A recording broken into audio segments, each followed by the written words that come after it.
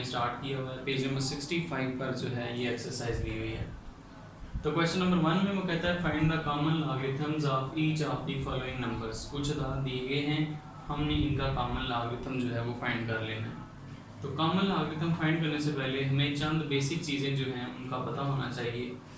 सबसे पहली चीज़ तो ये है कि जैसे ये एक डिजिट दिया हुआ है 232.92, तो इसके अंदर दो पार्ट जो हैं वो आ जाते हैं। एक वो डिजिट है जो कि पॉइंट से पहले आ रहा है, दूसरा वो है जो पॉइंट के बाद आ रहा है।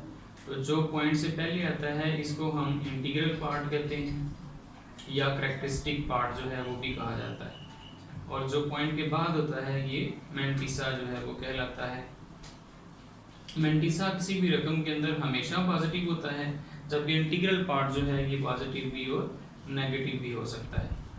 तो क्वेश्चन नंबर 1 में वो कहता है कॉमन लॉगरिथम जो है हर नंबर का आपने फाइंड करना है, जबकि नंबर जो है वो दिया हुआ है 232.92 पे।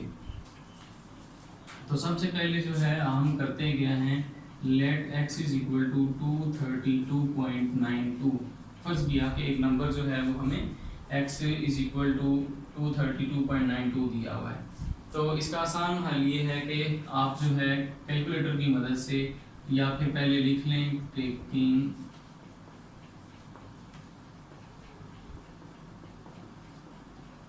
log ऑफ बोथ साइड्स, ये दोनों साइडों का जब हम log लेंगे तो ये फिर आ जाएगा log of x is equal to log of 232.92।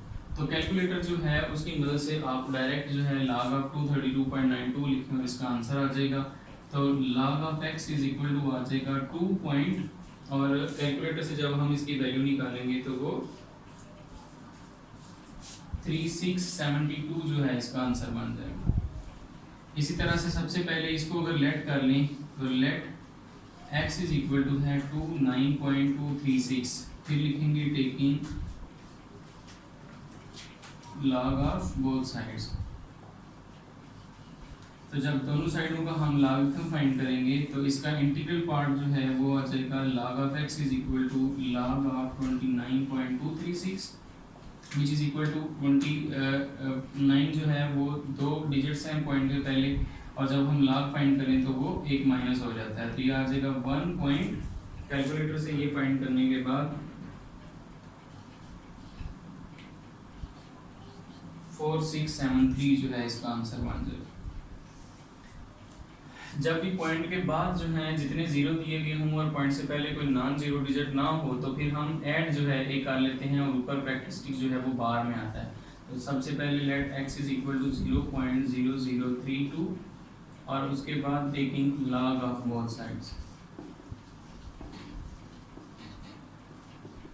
जब दोनों साइडों का लॉगरिथम लेंगे तो वो आ जाएगा log of x is equal to log of 0.0032। अब पॉइंट से पहले जो है कोई भी जीरो के अलावा नॉन जीरो डिजिट नहीं दिया हुआ, इसलिए इसका प्रैक्टिस्टिक जो है 3 जीरो ये और एक अपनी तरफ से ऐड करेंगे तो 4 बार पॉइंट, और log इसका आप कैलकुलेटर से फाइंड करेंगे तो वो आ जाएगा फिर 4926। तो ये जो है इसका आंसर बन जाएगा। बुक के पीछे जो है इसका आंसर गलत लिखा हुआ है क्योंकि इसका प्रैक्टिस्टिक 3 बार नहीं 4 बार आता है। और ये जो है इसी तरह से है, सबसे पहले इसको फर्ज कर लेना है, इन let x is equal to है 0.3206, फिर हम लिखेंगे taking log of both sides. जब दोनों साइडों का हम log लेंगे तो वो फिर आ जाएगा log of x is equal to log of 0.3206, और यहाँ से भी इसकी वैल्यू जो है 0.3206 की आ जाएगी 1 बार पॉइंट 5059 इसका आंसर बन जाएगा। तो इस तरह से जो है हम इसको हल कर लेंगे, क्योंकि हम क्लास में प्रॉपर अब हैं नहीं, वरना हम लॉगरिथम का टेबल अगर इस्तेमाल करते तो इसका तरीका थोड़ा सा डिफरेंट होना था। बात कर लेते हैं क्वेश्चन नंबर 2। इसमें कहता है कि log जो है वो 31.09 का फाइंड करने से 1.4926 आता हो तो find the values of the following. पहला जो है उसमें वो है log ऑफ 3.109, जबकि हमने विदाउट यूजिंग टेबल इसकी वैल्यू फाइंड कर ली है। तो अगर हम यहाँ से देखें तो सिर्फ करैक्टरिस्टिक चेंज होगा, क्योंकि लॉग इन सब के अंदर जो है एक ही डिजिट का फाइंड किया जा रहा है और वो 3104 3109 3109 3109 है। तो एक ही जो है सिर्फ चीज़ चेंज होगी और वो है उसका करेक्टरिस्टिक वाला पार्ट। जैसे यहाँ पे जो है 31 था, पॉइंट से पहले 2 डिजिट थे, तो इसका करेक्टरिस्टिक जो है 1 आया है। अब यहाँ पे करेक्टरिस्टिक जो है क्या क्योंकि पॉइंट के पहले एक डिजिट है तो करेक्टरिस्टिक जो है वो 0 हो जाएगा। पॉइंट के बाद वाला आंसर जो है वो हर सवाल में वही रह जाएगा। फिर देख लेते हैं एक दफ़ा, यहाँ पे पॉइंट से पहले 3 डिजिट्स हैं नॉन जीरो, तो नॉन जीरो में से एक जब हम माइनस कर लेंगे तो वो 2 पॉइंट और आंसर जो है पॉइंट के बाद वाला फिर वही रह जाएगा। यही इसका आंसर है।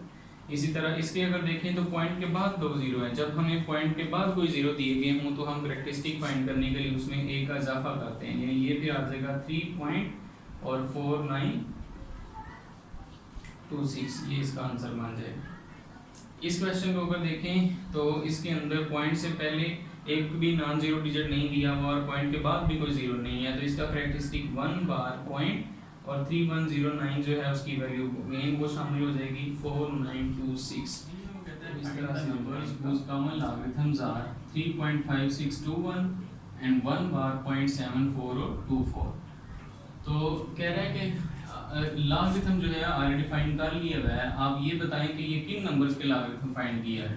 तो हम लिखेंगे लेट log of x जो है दैट इज इक्वल टू 3.5621। फिर यहाँ से log खत्म करना है ताकि x की वैल्यू आए, तो हम इसको लिखेंगे टेकिंग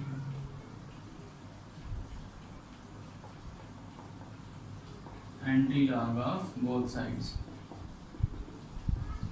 तो अगर दोनों साइडों का एंटी लॉग फाइंड कर लिया जाए तो वो फिर आ जाएगा एंटी लॉग ऑफ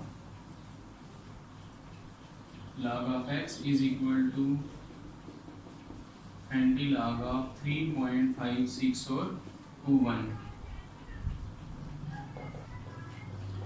दोबारा इस क्वेश्चन को लिख लेंगे तो एंटी लॉग जो है वो लॉग से खत्म हो जाएगा और x इज इक्वल टू आ जाएगा एंटी लॉग ऑफ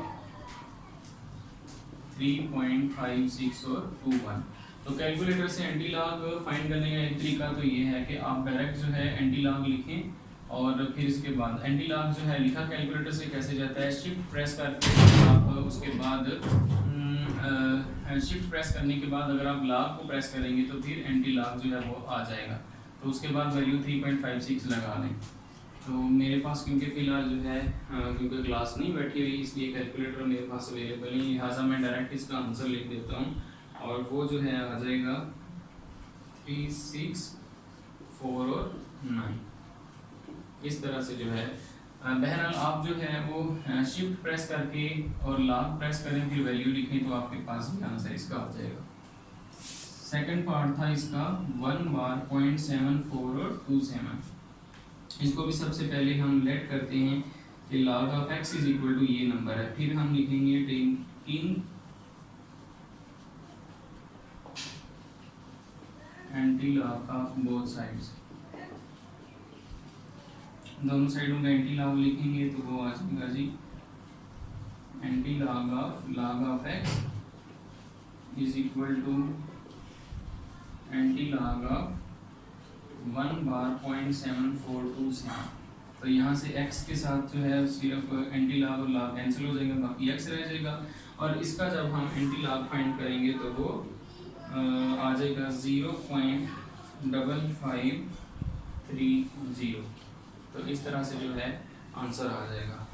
आज के क्वेश्चन जो हैं उसमें हमने क्वेश्चन नंबर 1 में लॉगरिथम फाइंड किया, क्वेश्चन नंबर 2 जो है उसमें वैल्यू दी हुई थी, हमने सिर्फ लॉगरिथम जो है उसका मैंटिसा चेंज किया और क्वेश्चन नंबर 3 जो है इसके अंदर हमने वो नंबर देखे हैं जिनके लॉगरिथम ऑलरेडी फाइंड किए हुए थे, हमने उनके एंटी लॉग फाइंड किए हैं। तो नेक्स्ट लेक्चर के अंदर रिमेनिंग पार्ट जो है 3.2 का हम वो सॉल्व करेंगे।